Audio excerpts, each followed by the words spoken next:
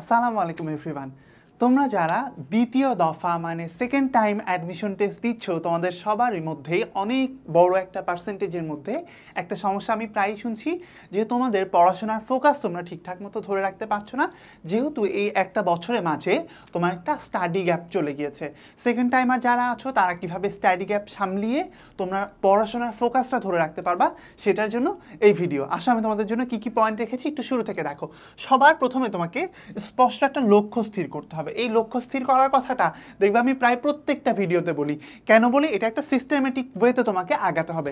Systematic ওয়ের প্রথমে কি জিনিসটা আছে, সবার প্রথমে আছে তোমাকে সিলেক্ট করতে হবে তুমি কোন কোন ভার্সিটিতে অ্যাডমিশন টেস্ট দিবা এবং কোন কোন ইউনিটে অ্যাডমিশন টেস্ট দিবা। এই জিনিসটা যদি তুমি স্থির করতে না পারো, তোমার প্ল্যানিং স্টেজে কিন্তু তুমি শুরুতেই ফেল করে যাচ্ছ। আর যখন তোমার প্ল্যানিংয়ের মধ্যেই ঘাপলা, তোমার এক্সিকিউশনটাও কিন্তু ভাইয়া ঠিকঠাক মতো হবে না। এই জন্য তোমাকে সবার শুরুতে একটা লিস্ট করে ফেলতে হবে যে আমি অমুক অমুক ইউনিভার্সিটিতে অমুক অমুক ইউনিটে পরীক্ষায় অংশগ্রহণ করব। এই ব্যাপারটার দিকে একটু খেয়াল রেখো, এটা কিন্তু অনেকেই ভুল করে, এটা একটা স্পেশাল পয়েন্ট। পরেরটা দেখো, নিজস্ব রুটিন তৈরি। দেখো আমরা রুটিন প্রোভাইড করছি, নানান প্ল্যাটফর্ম থেকে রুটিন প্রোভাইড করছে। তোমার আগের বছরের রুটিনটাও হয়তো তোমার কাছে আছে, কিন্তু রুটিন তোমাকে কি করতে হবে, একটা কাস্টমাইজ রুটিন নিজের জন্য তৈরি করতে হবে। কেন?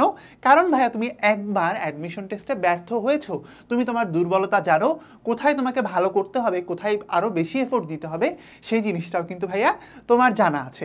এজন্য তুমি একটা নিজের রুটিন বানাবা, যেই রুটিনে তুমি অবশ্যই অ্যাড্রেস করবা যে তোমার কোথায় সমস্যা ছিল এবং কোথায় আরও বেশি এফোর্ট দিতে হবে। 3 নাম্বার কথাটা দেখো, তোমাকে একটা ফোকাসড স্টাডি স্পেস বেছে নিতে হবে। অনেকের সমস্যা, ইভেন আমার নিজেরও, যারা ধরো হলে থাকে ঢাকা ইউনিভার্সিটিতে, তারা কিন্তু এই সমস্যাটা ফেস করে। তুমি জানবা যে তুমি একটা জায়গাতে পড়াশোনা করো, সেখানে ধরো অনেক সাউন্ডে পাশ দিয়ে গাড়ি যায়, তুমি জানালার সামনে পড়ো, পাশ দিয়ে প্রচুর গাড়ির সাউন্ড, ওই জায়গাতে যদি তুমি পড়ো তোমার পড়া ঠিকঠাক মনে থাকবে না। আবার যদি ধরো তুমি পড়ো এমন একটা লাইব্রেরিতে যেখানে মানুষজন একদম গিজ গিজ করে, সেখানেও কিন্তু তুমি মনোযোগ দিয়ে পড়তে পারবা না। এবং তুমি যেহেতু ভাইয়া লাইফে একবার ধাক্কা খাইছো অ্যাডমিশনে, তোমার কিন্তু আর পা হরকানোর কোনো সুযোগ নাই। তুমি কি করবা? তুমি একদম শান্ত নিরিবিলি একটা পরিবেশে যেয়ে পড়াশোনা করবা। এইটা করে হবে কি, তোমার যে মনোযোগ সেটা সম্পূর্ণরূপে তুমি পড়াশোনার উপর দিতে পারবা। এবং তুমি, তোমার যেহেতু সময় এখন কম, তুমি মাঝখানে টাইম নষ্ট করে ফেলছো, আমি জানি এই কথা, জেনেই বলছি। তো সেই জায়গাতে অল্প একটু সময়ের মধ্যে তোমার যে পুরনো প্রিপারেশন সেটা আরেকবার তুমি ঝালাই নিতে পারবা, যদি তুমি একটা ফোকাসড স্টাডি স্পেসে পড়াশোনা করো। আসো পরেরটা দেখো, বেসিক কনসেপ্ট আগে মজবুত করো। তুমি বলবা ভাইয়া আমি তো একবার টেস্ট দিছিলাম, আমার তো বেসিক ভালো। আমি জানি ভাইয়া তুমি হয়তো একবার দিছিলা, তোমার ওই কনফিডেন্স যদি থাকে তাহলে তো ভালো, কিন্তু কাহিনী হচ্ছে তোমার কিন্তু মাঝখানে একটা লম্বা সময় চলে গেছে, তুমি যা শিখছিলা তোমার অনেক কিছুর বেসিকই তোমার ঝাপসা হয়ে গেছে। সেই জিনিসগুলো তোমাকে আগে মজবুত করতে হবে। তুমি ভাইবো না আমি তো একবার শিখছিলাম, আমি তো একবার পারছিলাম, এখন আমি একদম প্রো লেভেল থেকে স্টার্ট করব না। তোমার বেসিকে মরিচা ধরছে, তোমার বেসিকের মরিচা ক্লিয়ার করো, মরিচা ক্লিয়ার, মরিচা ক্লিন করতে হবে তোমাকে। তারপরে হচ্ছে তুমি পূর্ববর্তী বছরের প্রশ্ন সমাধান করো। আবার তুমি আমাকে ভাইয়া এসে বলবা পূর্ববর্তী বছরের প্রশ্ন আমি একবার সলভ করছিলাম। এই তুমি কবে করছিলা পূর্ববর্তী বছরের প্রশ্ন? 1 বছর আগে না? তোমার 1 বছর আগের জিনিসপাতি এখন মনে আছে?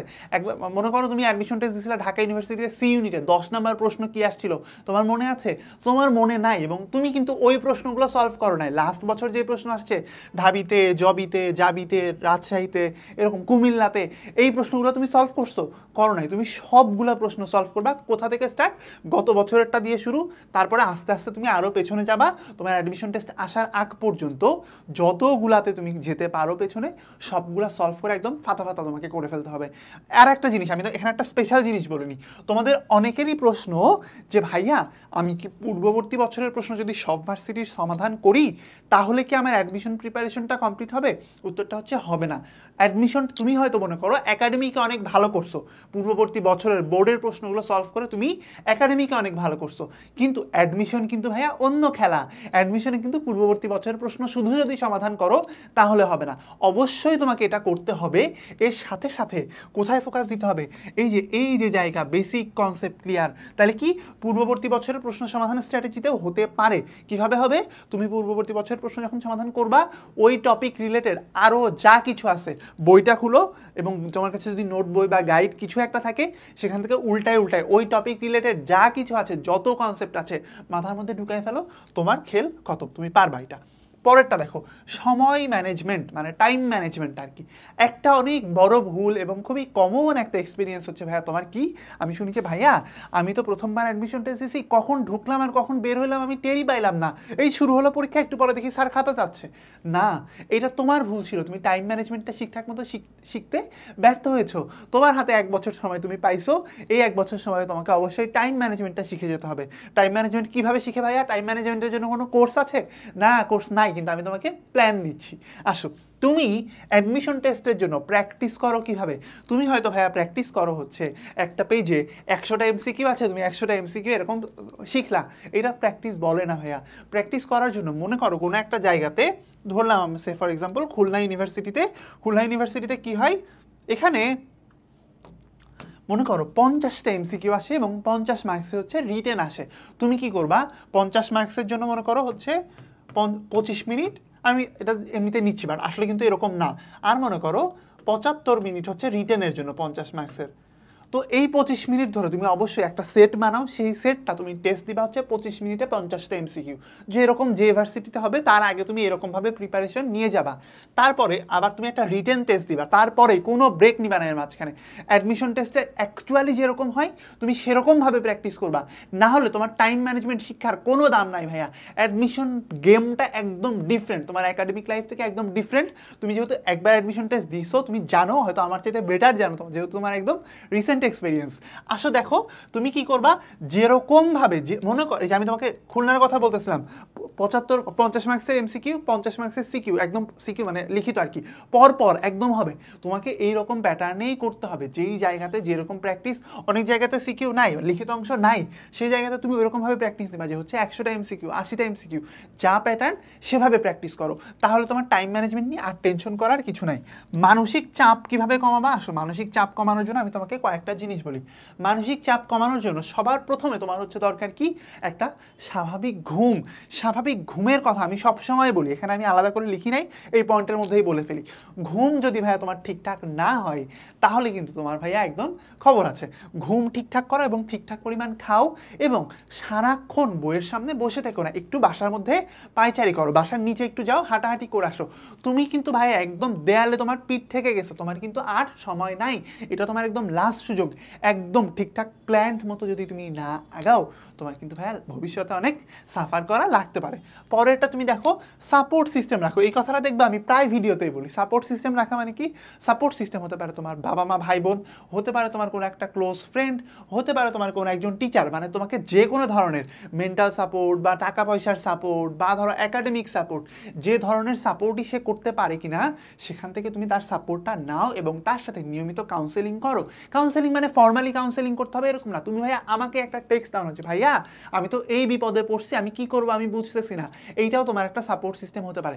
তোমাদের যদি আমাদের হালকেনস্টাইনের যে কোনো টিচারের সাথে কথা বলার প্রয়োজন হয়, তুমি কিন্তু ফেসবুকে তাকে রিচ করে ফেলতে পারো, বা ইউটিউবেও যদি তুমি আমাদের কমেন্ট বক্সে কমেন্ট করো যে ভাইয়া আমি অমুক টিচারের সাথে কানেক্ট করতে চাই, তোমাকে কিন্তু দেখবা অবশ্যই কেউ না কেউ অবশ্যই হেল্প করবে। তাই সাপোর্ট সিস্টেম তোমার যদি কেউ না থাকে, আমরা আছি, যেখানে কেউ নেই সেখানে হালকেনস্টাইন আছে। আমরা তোমাদের জন্য আরও একটা কাজ করছি, সেটা হচ্ছে দেখবা আমরা একদম তোমাদের কাম ব্যাকের জন্য একটা কোর্স লঞ্চ করছি, HSC 24, যার সেকেন্ড টাইম এখন অ্যাডমিশন টেস্ট দিচ্ছ। তোমাদের অ্যাডমিশন টেস্টে দেখো আমরা বাংলা, ইংরেজি, হিসাব বিজ্ঞান, ম্যানেজমেন্ট, ফাইন্যান্স, মার্কেটিং, ম্যাথ, মানসিক দক্ষতা, সাধারণ জ্ঞান এবং প্রবলেম সলভিং এর জন্য কিন্তু দেখো কতগুলো ক্লাস থাকছে। এবং সবচেয়ে ভালো ব্যাপার তোমার জন্য যেটা, তুমি কিন্তু আমাদের সাথে 100টা এক্সাম দেবার জন্য সুযোগ পাচ্ছ। তুমি আজই এনরোল করে ফেলো, দেখা হবে কোর্সে। এখন আসো আমি এই জায়গাটা আবার বলি, সাপোর্ট সিস্টেম রাখার কথা অলরেডি বলে ফেললাম। নিজের অগ্রগতির উপরে ফোকাস রাখো, এটা আমি একটু পরে বলতেছি। নিজের অগ্রগতির উপরে ফোকাস রাখাটা কেন জরুরি জানো? তোমার কিন্তু আস্তে আস্তে ডেভেলপমেন্ট হচ্ছে। কেমন ডেভেলপমেন্ট হচ্ছে? তুমি যে অ্যাডমিশনটা আমি বললাম না প্র্যাকটিস করা, এটা আমি একটু পরে বলছি। তুমি যে প্র্যাকটিস করবা, এই প্র্যাকটিস করার পরে তুমি একটা শিট বানাবা যে আমি আজকে টেস্ট দিলাম, এই উইকে আমি কত করে পাচ্ছি, পরের উইকে কত পাচ্ছি, তারপরের উইকে কত করে পাচ্ছি। তো আমার এভারেজ যে নাম্বারের পার্সেন্টেজটা, এটা তুমি কম্পেয়ার করে দেখবা যে প্রত্যেক উইকে তোমার ডেভেলপমেন্ট হচ্ছে। এই জিনিসটা কিন্তু তোমাকে ভাইয়া অনেক শান্তি দিবে এবং অনেক কনফিডেন্স দিবে। অ্যাডমিশন টেস্ট মানেই হচ্ছে কনফিডেন্সের খেলা। তোমার যদি কনফিডেন্স না থাকে, তুমি কিন্তু একদম ডাউন খেয়ে যাবা। তাই বলি এরকমভাবে নোট করো এবং নিজের যে ডেভেলপমেন্টটা হচ্ছে এটা একটু নোটিস করো। প্র্যাকটিস এবং রিভিশনের কথা বলছিলাম, এটা একটু নিয়মিত করবা। কেন নিয়মিত করবা? আমি তোমাকে রুটিনের কথা বললাম না, এই রুটিনের মধ্যে তোমাকে প্র্যাকটিস এবং রিভিশনের জন্য সময় রাখতে হবে। প্রত্যেক উইকে মিনিমাম 2 দিন তুমি প্র্যাকটিস করবা এবং 2 দিন রিভিশন দিবা। রিভিশনের জন্য সবচেয়ে ভালো মেথডটা কি? রিভিশনের সবচেয়ে ভালো মেথডটা ভাই তুমি জানোই তো মধ্যে, আজকে পড়ছো কালকে রিভিশন দিবা, এই উইকে আরেকবার দিবা, 15 দিন পর একবার দিবা, 1 মাস পর একবার দিবা, 6 মাস তো তোমার সময় নাই। এভাবে তুমি তাহলে এই প্যাটার্নটা ফলো করো, দেখবা তুমি কিছু ভুলতেছো না। তোমাদের অনেক বড় একটা সমস্যা কিন্তু ভাই, আমি শিখতেছি, আমি পড়তেছি, কিন্তু আমি ভুলে যাচ্ছি। এটা নিয়েও আমি ভিডিও করেছি, দেখো যে ভুলে না যাওয়ার উপায় বা মনে রাখার উপায় একটু চেক করো, পেয়ে যাবা। আবার পরেরটা দেখো, একদম লাস্টে অন্যদের সাথে তুলনা করা একেবারেই যাবে না। তুমি যদি ভাবো যে অমুক একটা ফ্রেন্ড আমার ছিল, সে এখন ঢাকা ইউনিভার্সিটিতে অমুক ডিপার্টমেন্টে এখন পড়ে, আমি কেন কিছু জীবনে করতে পারলাম না, এই জিনিস ভাবার সময় তোমার ভাইয়া একদমই শেষ। এটা ভাবার দরকার ছিল কখন? আজ থেকে 1 বছর আগে তুমি অ্যাডমিশন টেস্ট যখন দিছো, তার আগে যদি ভাবনা, তখন তোমাকে আজকে এই অবস্থায় পড়তে হতো না। আমি তোমাকে একেবারে ব্লেম করবো না, আমি জানি যে তুমি নানান সিচুয়েশনের কারণে হয়তো বিপদে পড়তে পারো, কিন্তু এখন কিন্তু তোমার আর এইসব চিন্তা করার কোনো সময় নেই। এসব চিন্তা একেবারে ঝেড়ে ফেলে দাও। সেই ফ্রেন্ডের ইউনিভার্সিটিতেই তুমি আবার ঢুকবা। ঢাকা ইউনিভার্সিটিতে ঢুকতে পারতেছো না, অন্যগুলো দেখো, রাজশাহী, চট্টগ্রাম, জাহাঙ্গীরনগর, কুমিল্লা, গুচ্ছরগুলা, তো তোমার কিন্তু এখনো হাতে অনেক অপশন আছে এবং ইউনিভার্সিটিগুলো কিন্তু অনেক ভালো, তুমি জানো। তো সেই জায়গা থেকে অন্যের সাথে তুলনা করে বা অন্য একজন পড়তেছে আমি পড়তেছি না, এইসব না করে নিজে ভাই পড়ো। তুলনা তোমাকে কোনো উন্নতি দিবে না, বরং তুমি যদি তার থেকে একটা শিক্ষা নাও, তার থেকে একটা মোটিভেশন নিয়ে কাজ করো, সেটাই তোমাকে জীবনে অগ্রগতির দিকে নিয়ে যাবে। আমি চাই তোমার জীবনের অগ্রগতি হোক, হালকেনস্টাইন পরিবার চাই তোমার জীবনের অগ্রগতি হোক। শুভকামনা জানিয়ে এখানেই শেষ করছি।